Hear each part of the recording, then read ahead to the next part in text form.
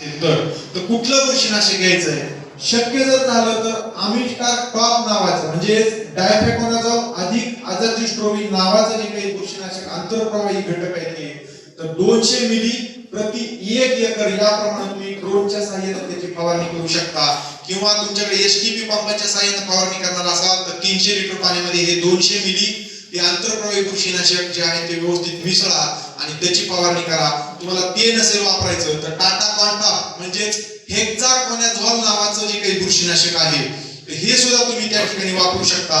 तुम्हाला ते वापरायचं नसेल तुमच्याकडे टिल्ट जर असेल प्रोपिकोनाझोल नावाचा त्याच्यामध्ये घटक आहे तर ते सुद्धा 200 मिली प्रति 1 एकर या प्रमाणे जर तुम्ही फवारणी केली तर निश्चित या ठिकाणी जे आहे ते तुमच्या तांबेराचा जो आहे तो बंदोबस्त त्या ठिकाणी जे आहे ते आपण करू शकतो.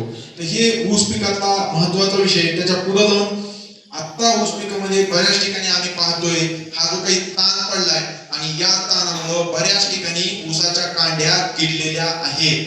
तुम्ही जर पानं जर काढले त्याची आणि पाहिलं तर आतमध्ये तुम्हाला ऊसाच्या कांड्यांना छिद्र दिसत आहेत.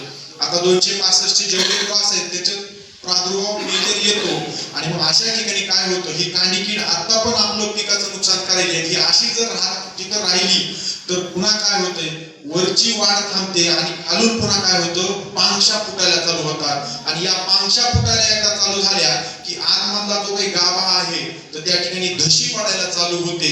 सगळं ऊसाचं अन्न जे आहे ते या पांगशामध्ये जायला चालू होतं आणि यामुळं आपल्या ऊसाचं वजन कमी होतं सोबतच साखर उताराला सुद्धा त्याला परिणाम जो आहे तो त्या ठिकाणी होतो. या दोन्ही गोष्टी म्हणजे एक तर साखर उतारा कमी होणं म्हणजे त्या ठिकाणी साखर कारखान्याचं नुकसान साखर कारखान्याचं नुकसान म्हणजे तिथून जे काही तयार झालेला पैसा आहे तो आपल्याला त्या ठिकाणी मिळणार नाही आणि वजनामध्ये सुद्धा घट आहे हे सुद्धा आपलं नुकसान आहे आणि ह्याच्यामुळं कांडी किडीला जे आहे ते आपण त्या ठिकाणी तिचा बंदोबस्त केला पाहिजे. कांडी किडीला फवारणीची कुठल्याही प्रकारची शिफारस नाहीये.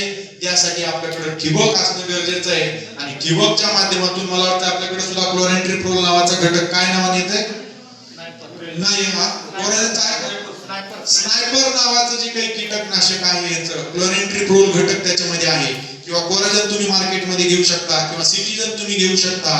हेलिक्युअर नावाने येतंय आणि किंमत इतर कंपन्यांच्या तुलनेत त्याची किंमत सुद्धा कमी आहे. स्नायपर नावाचं जे काही कीटकनाशक आहे तर निश्चित आपण या कीटकनाशकाची आळवणी 1 एकर क्षेत्रासाठी कमीत कमी 100 मिली तसं रिकमेंडेशन लेवल क्लेम 150 मिलीचा आहे पण आम्हाला काही रिझल्ट जे काही आम्ही बघितले ते 100 मिलीवर सुद्धा शेतकऱ्यांना आलेले आहेत.